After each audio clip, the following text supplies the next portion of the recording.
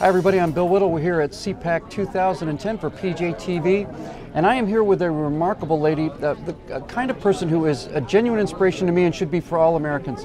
Wafa Sultan is here, and Wafa, I was at CPAC last year, and I had a chance to speak to Geert Wilders, who also has been an outspoken critic of Islam, and we had to meet him in a hotel room. He had men outside with machine guns. He's on constant threat of his life. You grew up as a young girl in Syria. Yes. Endured an awful lot there, but I was wondering if you could tell us a little bit about what growing up, first of all, under Islam is like for young women. I was born and raised as a Muslim, and I suffered living under Islamic Sharia for 30 years of my life. Women under Islamic Sharia have no rights. Tell us about a specific of what might happen in a typical day. We are brainwashed to believe that we are not mentally fit to control our lives. So any male in our environment have the right to control my life more than I do. Can you give me a specific example of what you might have gone through? I was a medical doctor and I practiced medicine for 9 years in my country. My brother has never graduated from high school. If I have to leave the house, I need his permission. It's outrageous. Yes, it is outrageous. It is outrageous. And I wasn't myself. I was just dead fish driven by the current. And this is true for hundreds of millions of women across the world. For every woman in any Islamic country, this is how life looks under Islamic Sharia. And you can't escape it, can you? Because if a woman was raped, she has to bring 4 witnesses in order to prove her case. 4 witnesses to a rape? 4 witnesses. Who are going to testify on her behalf. Otherwise, she will be stoned to death. You came to the United States. Yes. As do so many thousands of people every year, looking for freedom, looking to escape this kind of repression. But this religion has followed you here, hasn't it? You're not able to live a life of freedom and ease. This is the problem, and that's why I am risking my life. Because if we lost America, where else I can immigrate? We are seeing signs in America now, the same signs that we saw in Europe 20, 30, 40 years ago, that Sharia law is very slowly, in what seems like reasonable sort of small cases, is starting to be established in the United States. You, more than anybody, understands the consequences of this. What are we really heading for if we allow this to continue? Muslims believe they don't have to be the majority in order to take over. They need to be maximum 10% of the population in order for them to take over. This is their mission. We were taught at very little age that our mission on earth is to spread Islam, to fight for the sake of Allah, to kill or to be killed in this fight. So they are here. I was very much involved with my Muslim community for the 5, 6, 7 first year of my life in America, and I heard it million times that they were here to spread Islam and eventually to replace the American Constitution with Islamic Sharia.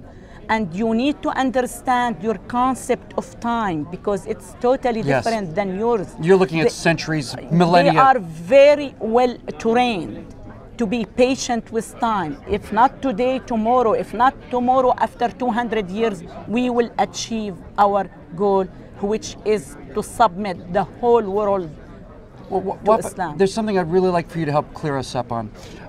Americans are very tolerant people, by and large. It's generally pretty accepting people. Many people, such as CARE, will say that that Islam is just a religion of peace, and we simply want the right to worship just as everybody else in the country does. We're not looking for any special rights. But you say that this idea that Islam is misunderstood is a lie. That Islam is not... As a well-known writer in the Arab world, unfortunately, I can tell you, it is much easier for me to make my point through the Arab world than to penetrate the American mind here with my ideas and thoughts.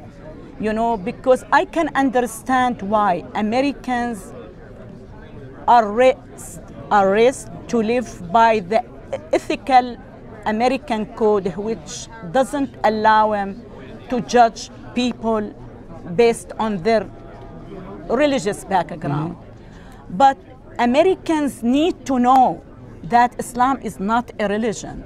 Islam is a very political, very dangerous political ideology. That's right. You cannot be a true American and a true Muslim at the same time. There is no way. I believe that's true. There is no way you can connect the both. Some laws somewhere or another have to be disregarded. Yes. You cannot They're be antithetical. true American. There is no Muslim American. There is Muslim who live in America or Americans who are from Muslim background. Totally different, two different things. Well, you've lived in America for quite a while now, and you've seen a great deal of American society and how varied it is in so many different belief systems and so on. But you're here now at CPAC, surrounded by conservatives, many young conservatives. Are you hopeful about what you see here at CPAC? Are you? Of course I am. I have to have hope in order for me to keep going. What is it about CPAC that gives you hope? You know, I see the younger generation because our future depends on younger generation. And do you think that the young people that you see here at CPAC, do you think they have some awareness of this yes, threat? Yes, I believe soon they will get involved and choose the right leaders to do what it needs for this country to be protected against Islamic evil. Let's talk, speaking of that, let's talk very briefly about CARE, the Council of American Islamic Relations. They've said that your presence here is hate-mongering, that you're a hateful person, that CPAC is tainted basically by the presence of having you here, but you're simply coming and saying, this is what Islam is, this is what Islamic tenet is, this is what they believe. How do you respond to those charges? In order for them to know what hate means, they need to listen to the preaching machine in any mosque, in any Islamic city, in any Islamic country on Fridays. Well, tell us. Americans don't get to listen to those messages. Just tell us what you might hear. You can go and randomly choose any Islamic city throughout the Islamic world.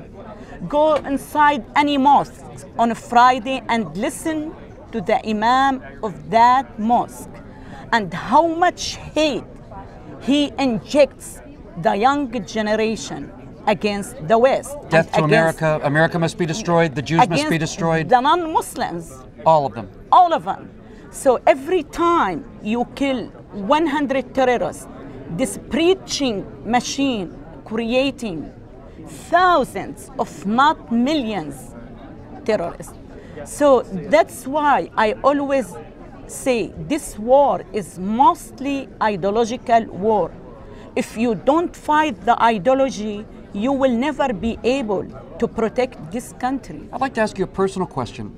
You grew up under the system. You grew up under it, you dealt with it, you were brutalized by it, you've tried to escape it. How does it feel to come to America and have liberals who haven't the faintest idea of what goes on over there tell you, no, you're wrong. This is what Islam is, you see? How does that feel? That must drive you out of your mind. Nobody can argue with me. It is my life. It is my past. It is my You lived it. You were there. And that's why I'm risking my life now. I'm paying a very high price for my decision to speak up against the cruelty of Islamic Sharia and the evil of Islam. I receive death threats on daily basis, telling me where I live, where my children live. These are Muslims who are not only allowed to kill you, they're commanded to kill you. Absolutely, their mission. They're required by their religion to kill you. For the sake of their Allah, they have to kill Here in the United States. Here and I don't feel safe. I don't blame Here in the United, this is the sad part of it. Well, you're a very brave woman. Anyway, I am enjoying my life because it is a life of my choice. I wasn't myself for 30 years of my life. I was under somebody else's controls. You'd rather be a free woman under a death sentence than a piece of property, simply. Let me live one day as a free woman and then die. Who cares? I tested the freedom.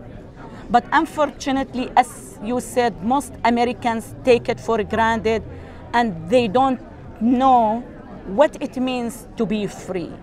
For the last 14 years of my life, I haven't missed one day. Every single day, I leave my house at 7 o'clock in the morning with my husband to Starbucks. You're not going to let them beat you, are you? I have a cup of coffee. I look up. If there is God or not, I really don't know. I thank whoever there for giving me the freedom to enjoy this moment. Oh, this country needs more people like you, Wafa. Just walking down the street without being called a whore is a blessing for me. Just being able to chat with my next door male neighbor without being accused I spent the night with him is a blessing for me.